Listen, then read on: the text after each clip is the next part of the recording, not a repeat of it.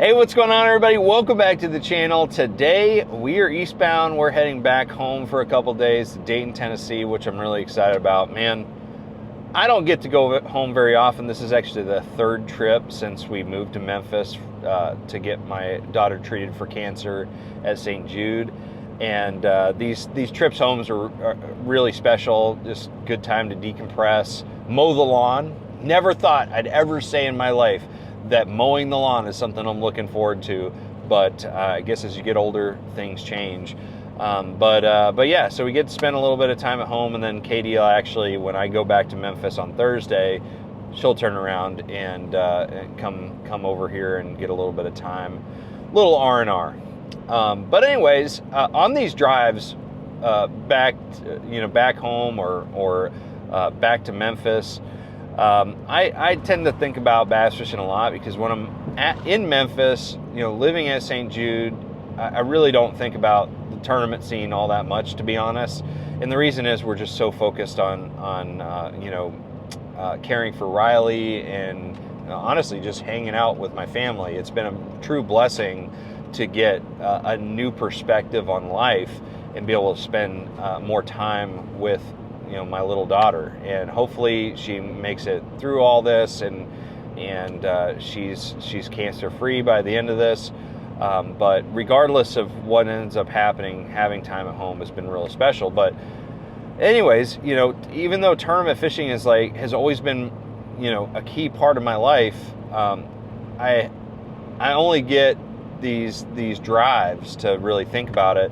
But one thing I've seen this year specifically is I've seen a lot of negativity about being a professional angler, this career path. And I understand it. There's some realities that go with being a professional angler that, they're getting more and more difficult nowadays, and things have definitely changed over the years. But you're never going to find me doing a video that's all negative about the sport of fishing.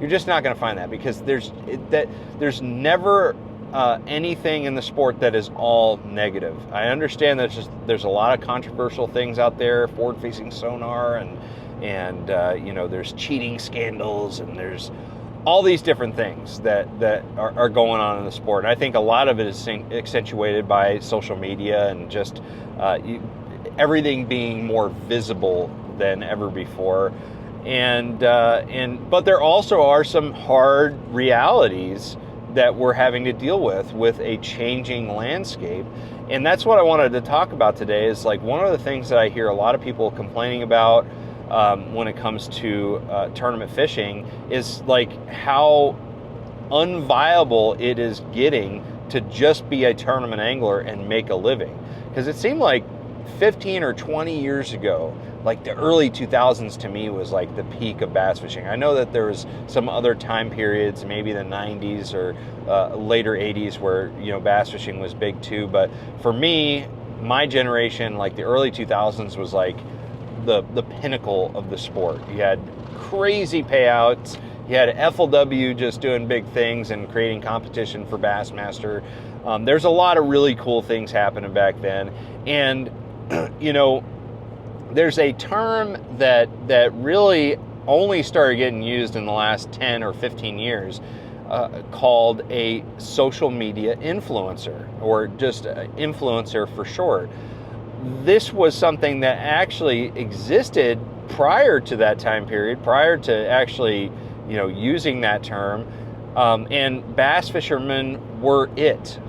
We were the influencers. I say we. Tournament bass fishermen back in the early 2000s and prior were the influencers in the fishing market, where you were able to make a living as a tournament angler. I heard from some anglers that fished in that time period that making six figures back then was was not as rare as it is today, because when recreational fishermen want to know what to buy to be more successful on the water, where did they turn to?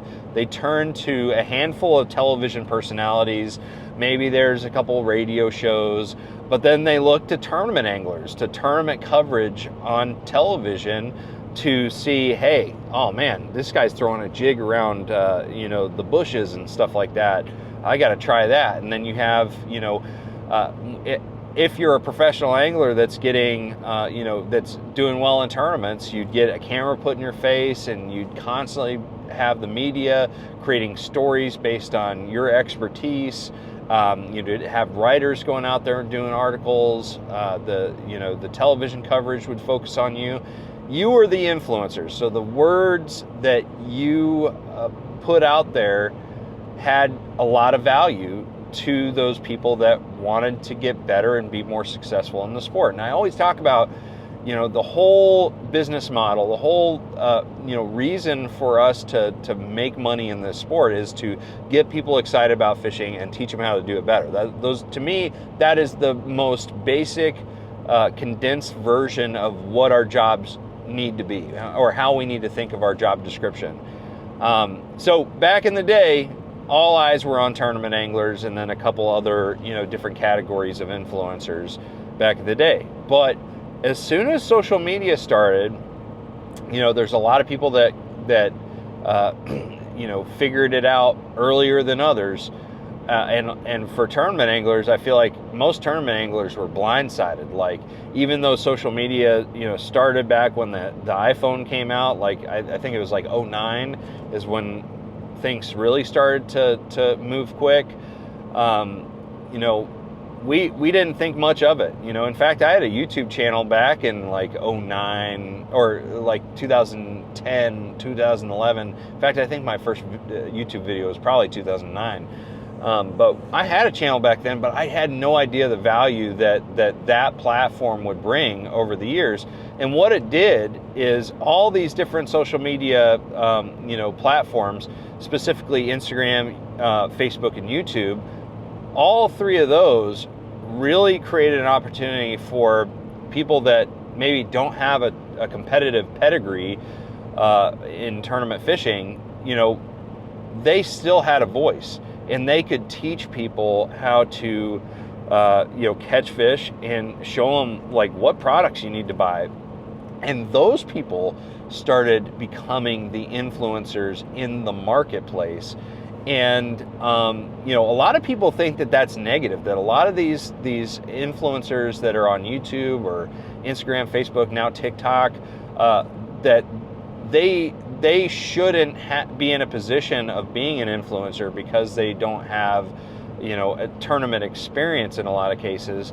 I don't think that that's necessarily true. I don't think that we should, we should doubt their ability to catch fish, because I've always been a big believer that the best fisherman in the world is probably not a tournament angler necessarily. Tournament anglers are exceptionally good at fishing, and they're exceptionally good at knowing how to catch fish under pressure and under a time constraint.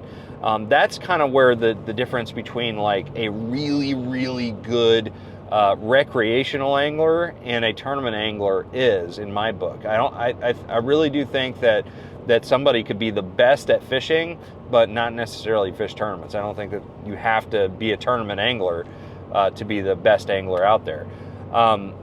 So anyways, that's kind of where the sport has changed, is that the marketing dollars that go to influencers are now like, it's just spreading out way more over the last 10 years to where, it used to all just be funneling into tournament anglers back in the early 2000s and prior. Now it's like going in so many different directions, and tournament anglers are finding it extremely difficult to make the same kind of money, if not in some cases impossible, depending on your scenario, to make the same amount of money. However, the good news about all this, and I always want to focus on the good of a topic, is that now is the best time ever to be able to go out there and control your own destiny in the sport, which is great. Depending on how you look at it. Obviously, the guys that were in the sport and they were able to be influencers without having to produce their own content and start a YouTube channel and post every day and do things like that. That was pretty cush. It's pretty awesome times. I wish I started tournament bass fishing 20 years earlier if I could. But unfortunately, we're in this time, fortunately and unfortunately, we're in this time where we have to start becoming the influencers in a different way. Like, we have to create our own content. We have to build our own audience. We have to learn how to communicate better, because tournaments in general are losing value, it seems. The tournament anglers at face value aren't pushing the needle near as much as they used to. And that's something that we have to be aware of. We have to adjust with the times. And so if you're looking to, make a living in this sport and become a professional angler, you have to recognize that it's not what it used to be. It's not the same. It's not the same business model. You have to go out there and create your own audience and do the things that you have to. And it takes years. Like, it takes a long time for you to build a YouTube channel that has a substantial following on it. I'm still working on it. My channel is growing, but really over the last year or so is when I really started to take it very seriously. And I'm very thankful that I am taking it seriously now, but I could have done it way, I could have been way bigger had I taken it seriously several years ago. So things are changing very quickly right now.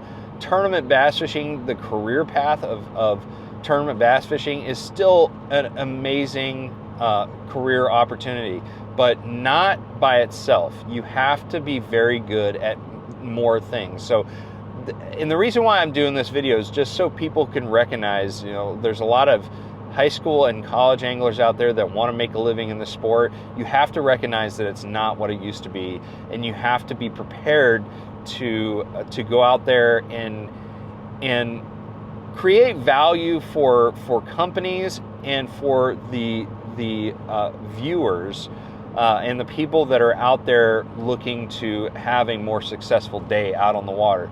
You have to create value for them in some way. You can't just be for yourself, go catch your bag of fish, weigh it in, and hope that the money, starts pouring in. It's just not going to happen. You have to provide value for the people out there in the marketplace. So that's kind of what my perspective is on the big changes that we've seen in the sport over the last 10 years.